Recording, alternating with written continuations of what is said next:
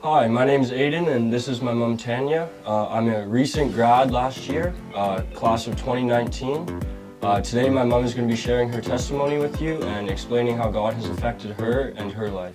Well, as Adan mentioned already, my name is Tanya, and I am a mother to 4 children. I have 3 of my own and 1 that I'm currently fostering. And I'm originally from Ontario, and I've been in Vancouver for about 9 years. And yes, I forgot, I'm an alcoholic. So this is my story. Growing up, I grew up in a Christian home. My parents, we went to church every Sunday. My parents were heavily involved in youth groups. Twice a week, we actually had youth group, and so they would go into the public schools, and I was going in there. So we were known as that Christian family. I have to be honest. I'm not going to really filter what I say. I'm just going to say it as it comes because I want to be really real and true in what I'm sharing. And the other thing is, just to let you know, there is a time when I wouldn't have shared this story. Even after I accepted Christ and asked Him to change my life, it took years for me to really understand the forgiveness and for the shame and the guilt to be gone. And it took years for that process to happen. So I stand here today that I am able to share that because I know I'm forgiven, I'm loved, and that shame and that guilt is gone. So when growing up, the Christian life always seemed really boring. I was not really interested in it.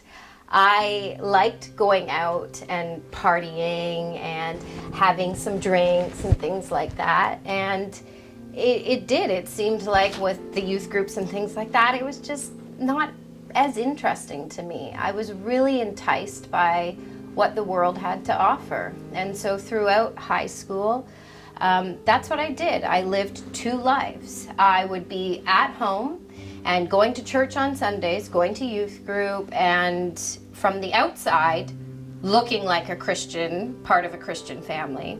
But then as soon as I was in my other environment, I was a wild party girl. I liked drinking. I experimented with drugs. And so I very much became accustomed to living a double life. And I think I was pretty good at it.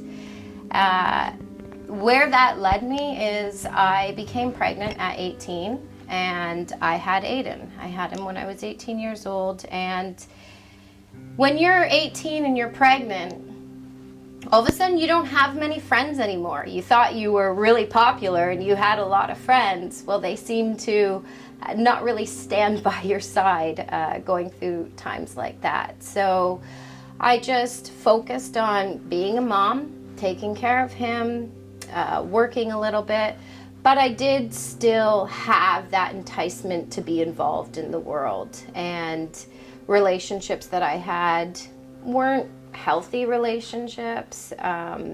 They were just to satisfy that desire to drink, to party, and to engage in that. And so that's what I did continue.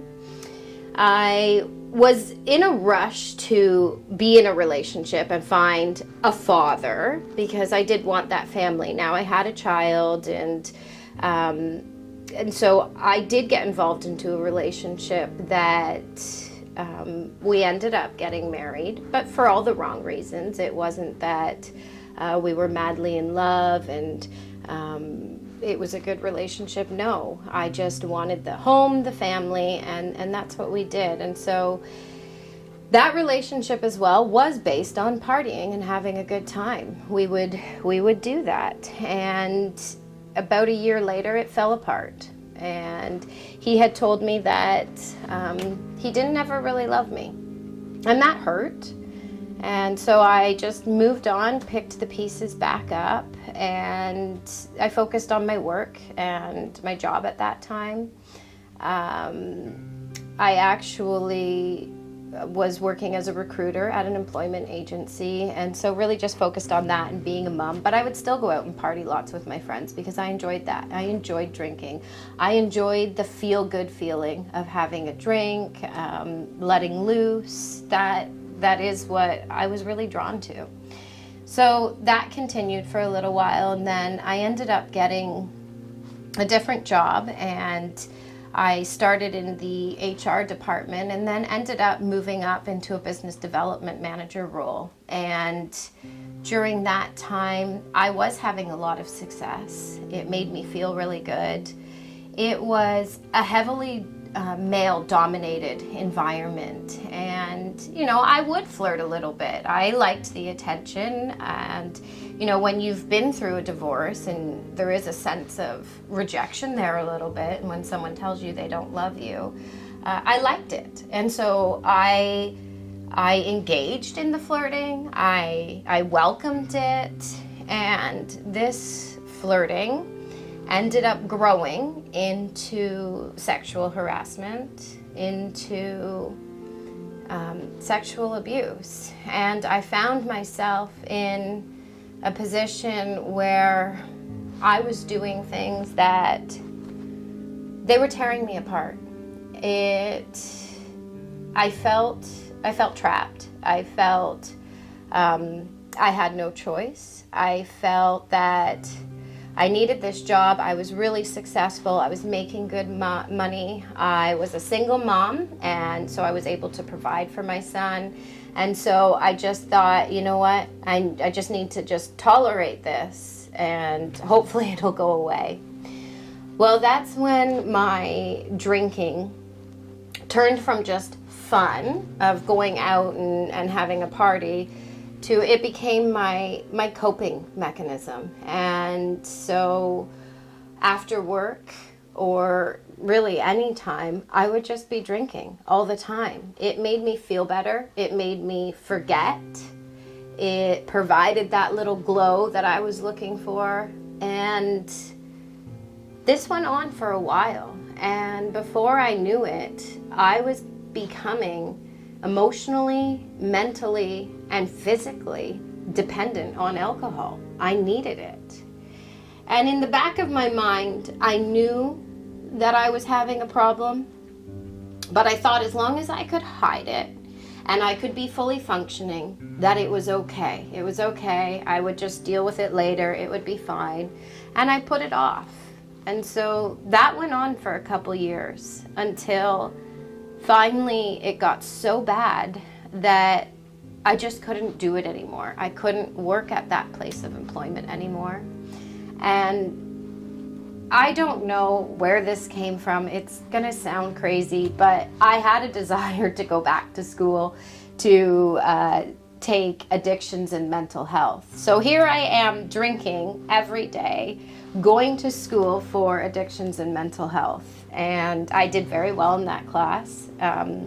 Again, since my younger years, I'd always lived a double life. So I became that something that I mastered because I did it for so long. So during that time, I had actually met my current husband. So he was from Vancouver and he was in Toronto for work, and we met, and I really liked him. But I knew I had this secret, this darkness that I couldn't tell him, I couldn't tell anybody. So I just pretended like it just didn't exist.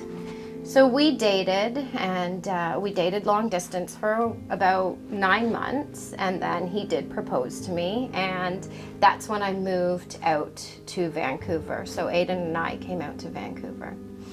And we got married pretty quickly. We got married in Hawaii, and right away I got pregnant.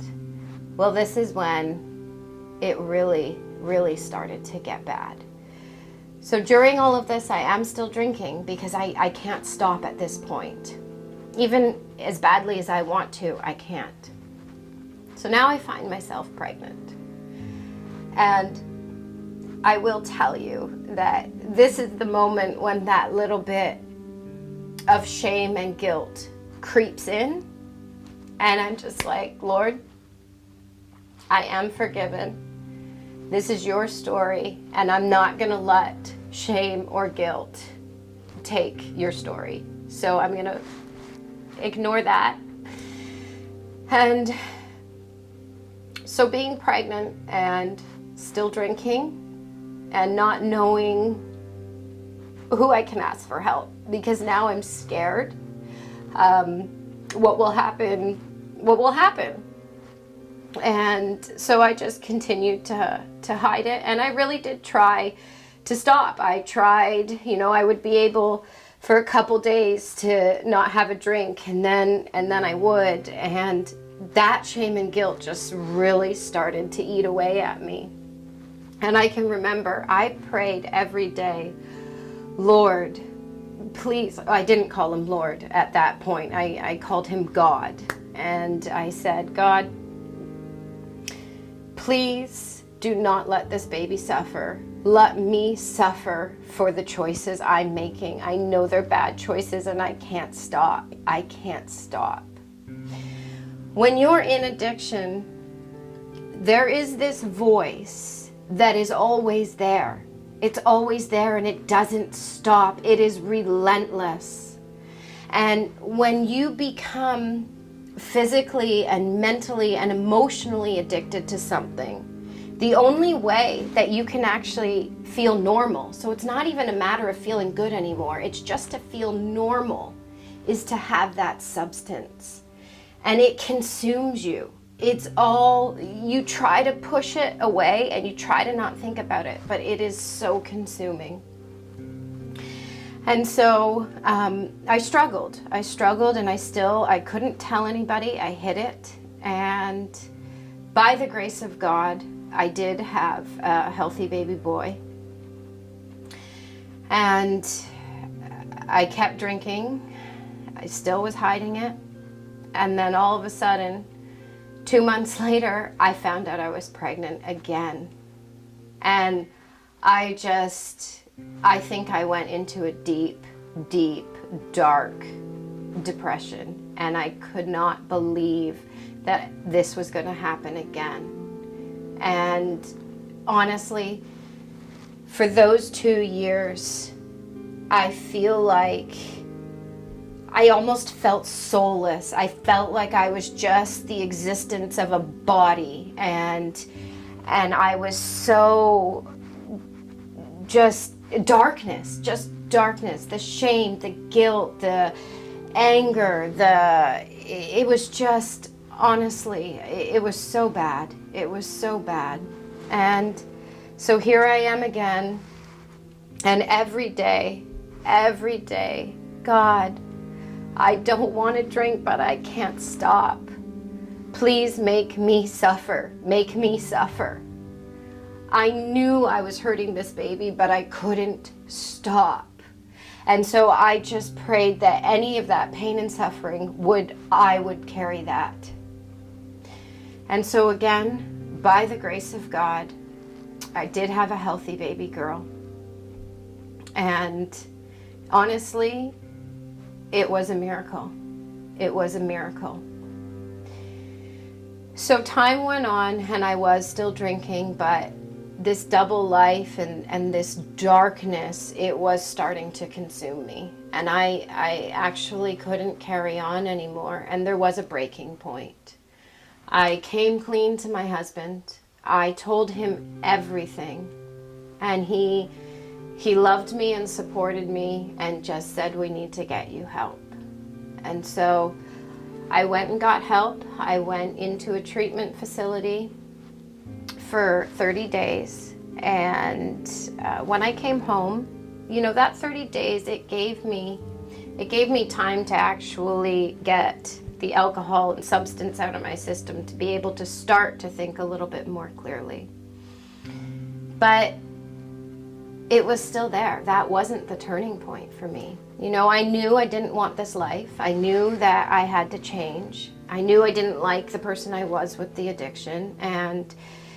But I relapsed a few times. I thought, okay, I can go during the week and not drink and just handle it on weekends.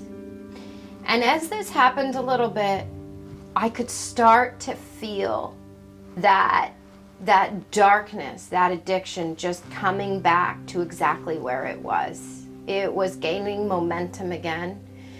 And I just knew I could not live this life anymore. And it was in that moment that I knew this was bigger than me. And a lot of times in my life, I would try to control things, or I would work harder at my job, or, I was a single mom. I made sure to provide for him. And I would try to manage and control everything in my life. But this addiction, this was so much bigger than me. It would just eat me alive. And I knew that. I knew I could not do this on my own. And it was in that moment that I fell to my knees upstairs in my bedroom, and I said, God, I surrender. I need you. I want you in my life. I want a better life. Please forgive me. And that's the last day that I drank, when I gave my life to the Lord. And I will be honest, did I feel any different in that moment? No, it wasn't like this amazing thing happened. No. But my only hope was in Jesus Christ. And that's what I knew. And so the months after that, as I had mentioned earlier, this voice of just have a drink. You'll feel happier when you have a drink. Like, you'll loosen up a little bit. You'll feel more relaxed. Have a drink. It plays constantly. And so every time I had a desire to drink, I gave it to the Lord, because that's where my hope was. And so if I was standing in the kitchen and I was making dinner and I have a drink, I said, Lord, I have the desire to drink. I want to drink right now, but I don't want to drink. And I'm giving it to you. You say to bring our burdens to you, Lord. Here is my burden. Here is my burden. And sometimes that desire to drink, it came 15, 20, 30 times in a minute. So that meant that 15, 20, 30 times in a minute, I was just giving it to the Lord over and over and over, because that was my only hope. And this happened for a long time. I just kept praying and kept praying. I would say it under my breath. I would be in the kitchen. I would be anywhere. And anytime I had that thought, Lord, help me. Lord, I give it to you. And then one day I was just kind of, I don't know, I guess I started to think, and I was like, I haven't had the desire to drink for a really long time. I don't even remember when the last time was that I had a desire to drink. And I was blown away. Like, God, you are faithful. And if we come to you, you do answer prayer. And I felt free. I felt that freedom from this addiction that had consumed me for so long. And I just thanked him. And that was the beginning of me really putting my faith into the Lord and knowing that he is there and he hears us. And just because you pray once and, well, he didn't answer, no. I prayed that prayer thousands of times. And so that is when my intimacy with the Lord really grew. And so from there, about the next year, I just actually spent time to try to be a good mom, be a good wife, and to spend time with the Lord. I spent a lot of time in his word. Whenever the kids would go for naps, I would just get my Bible out and I would start reading the word. I would pray. I started talking to the Lord about everything. I would just pour my heart out to him. And we just grew in our relationship. He's my everything. And so after that time passed, I started having this passion for women with addiction and how it can be so isolating and lonely, and they just need a friend. And so honestly, this love and this passion that started growing in my heart, it wasn't from me, because the way that I love these women could only be from the Lord. So I had a burden to start volunteering at Union Gospel Mission. When I would drive down Hastings, I would just say, wow, Lord, you don't want this. These poor people are suffering. And so that's where I was drawn to. That's my favorite place to go, as interesting as that may sound. I love being down on Hastings Street. And so I started volunteering at UGM, and I was there for a few years, and just helping these women, just being friends with them, helping them with their babies, taking care of the babies maybe while they showered. And I did develop some really good relationships with some of the women there. And so then I started going into a mentorship with them. So when they were done at UGM and trying to go back into the community, I would really just be a friend for them, a support, somebody to do grocery shopping with, somebody to just do life with. So that's what I did for a little while there.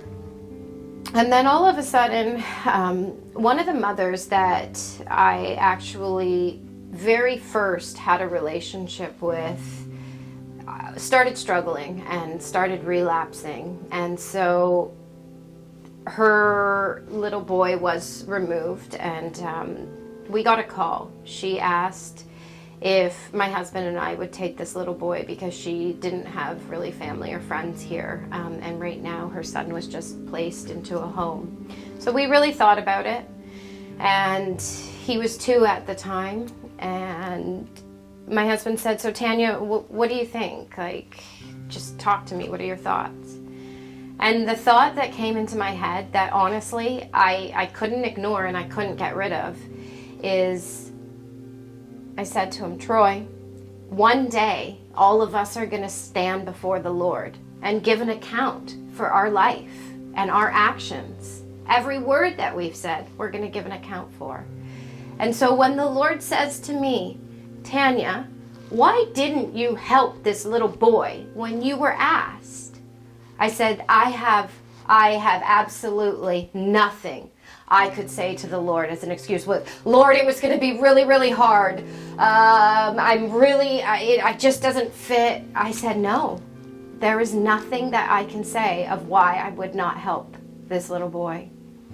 So we took on this little boy, and we've had him now for about 14 months. And I don't know what's going to happen. I don't know at this point in time what's next. But what I know is the Lord's leading and I'll follow.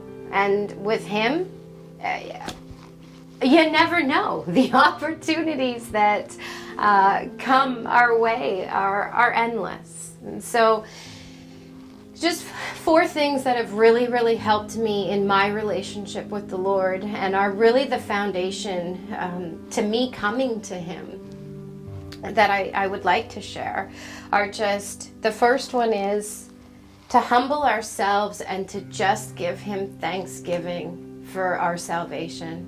Lord, you suffered that I could be forgiven. I am so undeserving. And just for us to remember that. And I often say being an alcoholic is a blessing and a curse. It's a curse because there's a whole lot of suffering. But the blessing is, I know I'm unworthy. Lord, I'm an alcoholic. Thank you. Thank you that you love me. Thank you, you saved me. Thank you, I'm forgiven. But we can all say that because we are sinners. So that's the first one, is to humbly just pour out my thanksgiving and gratitude to Him for what He's done. The second one is, I need you, Lord. He is my best friend.